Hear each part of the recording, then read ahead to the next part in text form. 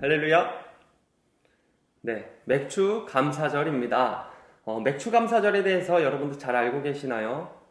성경에 맥주절이라고 나오죠.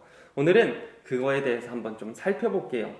먼저 출애굽기 23장 14절에서 16절 말씀 함께 읽겠습니다. 제가 메시지 성경으로 한번 읽어볼게요. 너희는 1년에 3차례 나를 위하여 절기를 지켜야 된다. 내가 너희에게 명령한 대로 너희는 아비벌 정한 때에 7일 동안 누룩을 넣지 않은 빵을 먹으며 봄의 절기인 무교절을 지켜라. 그 달에 너희가 이집트에서 나왔기 때문이다. 아무도 내 앞에 빈손으로 나와서는 안 된다. 밭에서 수고하여 얻은 첫 열매를 거두어 드릴 때에 여름 절기인 맥추절을 지켜라. 1년 농사를 거두어 드리는 한 해의 끝에 가을 절기인 수장절을 지켜라. 자, 이 말씀은 이스라엘 백성들이 지켜야 될 3대 절기에 대해서 이야기합니다. 그 중에 우리는 오늘 맥추절에 대해서 이야기하겠습니다. 하나님께서 이스라엘 백성들을 출애굽시키셨습니다. 그리고 십계명을 주셨어요. 그 이후에도 각종 규례와 법도들을 알려주셨습니다. 자, 당시 이스라엘 백성들의 살고 있는 장소는 광야예요. 그리고 그들이 먹고 있는 건 만나와 메추라기입니다.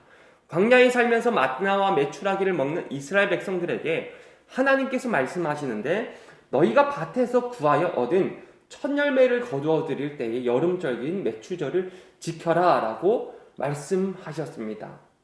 자, 이 맥추절은 5에서 6월에 밀 거둔 것에 대해서 하나님께 감사로 첫 열매를 드리는 절기입니다. 그럼 이 맥추절이 맥주 감사절의 기원이냐 라고 했을 때 꼭 그렇다라고 얘기할 수는 없어요. 애매한 부분이 있어요. 왜냐? 우리가 드리는 맥주 감사절은 7월 초에 드리며 이제 한국 기독교 초기에 보리 농사 지은 것에 대해서 추수의 감사의 의미로 드렸던 절기이기 때문입니다. 원래 맥주절은 5에서 6월에 밀 추수한 것에 대한 감사. 근데 우리가 드리는 맥주 감사절은 7월 초에 보리 추수한 것에 대한 감사. 자, 이는 성경을 번역하는 데 있어서 약간의 오역이 있었다라고 이야기를 합니다. 그래서 이 밀이라는 단어를 이제 맥추로 뭔가 오역이 된 거예요. 어쨌든 날짜도 다르고 드리는 제물도 달라요. 그래서 꼭 그게 유래다라고 이야기할 수는 없다라고 이야기하더라고요. 자, 시간이 흐르면 많은 것들이 바뀝니다. 지키던 것들도 조금씩 변합니다. 맥추절과 맥주 감사절도 그렇습니다. 틀과 형태가 바뀔 수 있고 모습과 모양이 바뀔 수 있고 시기와 때가 달라질 수 있어요. 그렇기 때문에 우리는 의미에 대해서 더 확실하게 붙잡아야 된다라는 것이에요. 농사를 짓지도 않는 이스라엘 백성들에게 농사 짓고 얻은 첫 열매를 드려라. 광야 생활인데 어떻게 농사를 지어요? 만나와 메추라기를 먹는데 농사가 무슨 필요가 있어요? 그런 삶을 사는 이들에게 맥추절을 지켜라 라고 이야기하는 것은 너희들이 그때가 되면 맥추절을 지켜라는 거예요. 지금은 농사를 짓지 않지만 너희는 분명 이 광야 생활을 끝내고 가나안에 들어갈 텐데 그때 농사를 짓게 되면 그때 맥추절을 드려라. 미리 말씀하시는 거예요. 자, 그때가 되었을 때 기분이 너무 좋다고 그냥 지나쳐버리지 말고 너무 흥분하고 들뜬 나머지 감사를 잊지 말고 감사하라는 겁니다. 힘든 광야 생활이 끝나고 가나안 땅에 들어가서 풍요로울 때가 반드시 온다는 거예요. 그때가 돼서 하나님을 기억하고 감사하라는 거예요. 여러분, 지금 광야길을 걷고 계십니까? 어렵고 힘든 시기를 지나고 계십니까? 한 달, 두 달도 아니고 1년, 2년도 아니고 길게 끝날 것 같지 않은 어려운 시기를 보내고 계십니까?